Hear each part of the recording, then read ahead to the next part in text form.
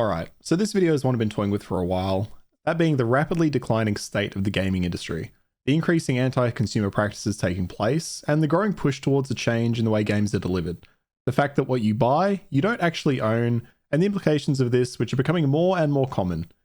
I think this is a significant issue that if not addressed in the next 5 years, will see us losing a great deal of power as consumers, and will be continuing to receive products that decline in quality. Let me clarify, I don't want these companies to struggle, I want them to treat you fairly. If you take one thing away from this video, keep a note or favorite the website I discussed at the end of the video, chapter markers so you can find it, just in case you need it one day. More on how you can help to stop this decline at the end. So why do I think the games industry has declined? When I first got into gaming, the concept was simple. Games were released, you would go to the store, pick a copy up off the shelf, buy it, and that was it. You played it, you owned it. You have that game forever, theoretically. Games didn't really release if they weren't complete. Patching games wasn't as common, with more robust measures in place to ensure the product was complete and ready for the consumer, because if you shipped it, spending millions on sending physical copies across the globe, and consumers hear that the thing is unplayable, well, they were pretty well fucked.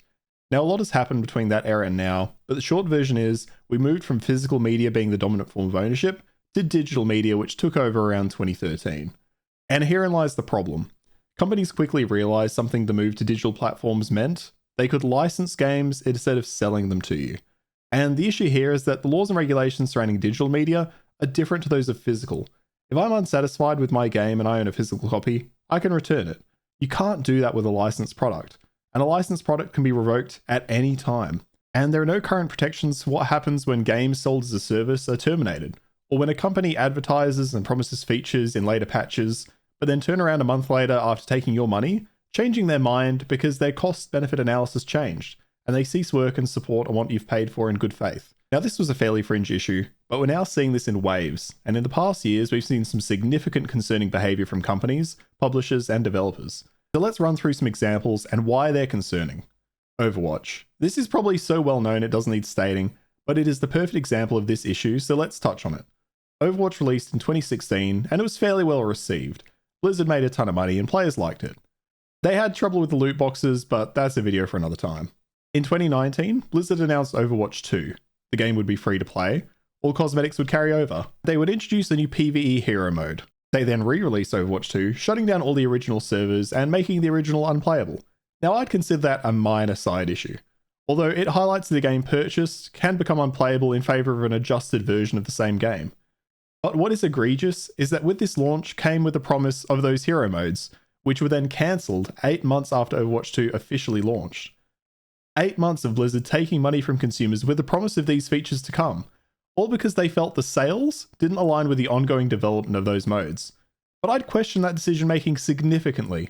They worked on these items for years, but after re-releasing, marketing and hyping the game to boost sales of shop items, after raking in that money from a newly invigorated player base, they then decide, well, the future we promised, the future you're supporting? Nah, we're not doing that anymore. And this is a practice I have significant concerns about, because it is essentially a rug pull. They released the game, raked in the cash from the boosted player numbers that came with it, but when players didn't stay as long as they hoped, they severed the product. Why? Because it's no longer financially viable for them, and per their terms of service, you don't own that game. You're licensing the right to play it, so you didn't have any rights to the content promised or the game itself. Another example of this is the Cycle Frontier and Ubisoft's The Crew being taken offline in the past year. The cycle closed after only 18 months of official release and cited that cheaters destroyed their player base, so it was no longer financially viable for them to continue running the servers. But I'd argue to those dedicated fans who bought cosmetics, should their money be lost to that company, or should they receive some kind of compensation for it? It wasn't the players' fault the company failed to engage in appropriate anti-cheat. Or how about Ubisoft removing The Crew from players' libraries after they shut the servers down? This is a game that had a host of single-player content, and it's now just gone, because the company would rather trash the whole thing and spend time transitioning it into a playable state offline.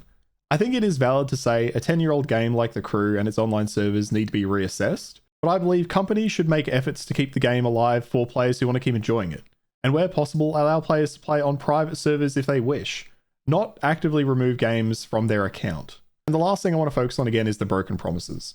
Talking about Fallout 76, which recently announced that mod support would not be coming at all. Mod support was a feature promised at release that would come down the track. Now, it's 6 years later and they've decided they won't add it. Halo Infinite is another game that on release said couch co-op would be coming in a future patch. Then, years later, they cancelled it, despite their CEO making this exact statement. Or when we didn't put split screen in with Halo 5. A lot of learnings from that, and I would say for any FPS going out forward, we will always have split screen in going forward. Always have split screen in going forward. Now, these are marketing tactics, and I believe they should be held to standard. Games are now less often complete experiences and are in many ways now processes to get involved in. And when those processes don't meet the necessary forecasting for the company to continue, they cut them. This is a particularly large problem now, given that many more games are aiming for the games as a service model. As companies realized they had other avenues of making money, the culture of make good game, sell game, make profit turned into make the minimum viable product, fill it with as much monetization as we can get away with, and wait to see what happens. If the product takes off, they continue to support it. If it fails, they cancel it and move on to the next, with no real concern for the players who have invested into that game. But what should be done? Should you get a refund if you played a game and it's shut down in 5 years? That's hard to say. I'm not saying that companies are in the wrong for shutting down games that aren't financially viable, but they should not be able to revoke products that can be played single player purely because they can. We saw this in March with Blizzard updating their terms of service. Your option was to accept the new terms or be logged out. Games you bought years and years ago under different terms, well, if you want access to them, you have to agree to the new terms as well. There is no black and white easy answer to this, but that's why we have regulators who work out the details. Maybe we should have regulations that say when a company commits to something, they must deliver, or the consumer is entitled to some kind of compensation at the time. If a company commits to providing co-op in the future, and it doesn't come, I think consumers should be entitled to something there. If it's a matter of the company is unable to continue supporting servers for a 10-year-old game, that's fine, but they shouldn't be able to prevent you playing it offline like Ubisoft did revoking the game from players' accounts. Or they should not actively prevent the community from maintaining their own servers and keeping a game going when they decide to abandon it. After all, you bought it. I said at the start of the video that I would be offering an outcome, and I should give credit. This isn't my invention, I have nothing to do with this channel or this website, but it deserves to be highlighted for what they're trying to do here. Check out the Accursed Farms YouTube channel here for more on this campaign, but what Ross has done is create a centralized point to help you aid you in making complaints to your regulators. So a massive shout out to Accursed Farms Ross for taking that step. So why do we need to make complaints to make change? A big part of the issue with the technology sector, which includes gaming, is that it moves so quickly, government regulators can't keep up, and they can't focus on the issues impacting consumers and society in general. I guarantee if you walked into your parliament or government gathering and asked them to explain what a live service game is, they'd be completely clueless. But what they would understand is that the purchase of a product or license being revoked without the owner's consent is a net negative for the consumer. And if they receive multiple complaints on the same issue, then they will begin to take notice. Now, this website, Stop Killing Games, is currently focused on The Crew, which, by the way, if you were pissed they shut the servers down, go to the site and follow the steps to make that complaint now. But it serves the same purpose for any other game you wish to make a complaint about.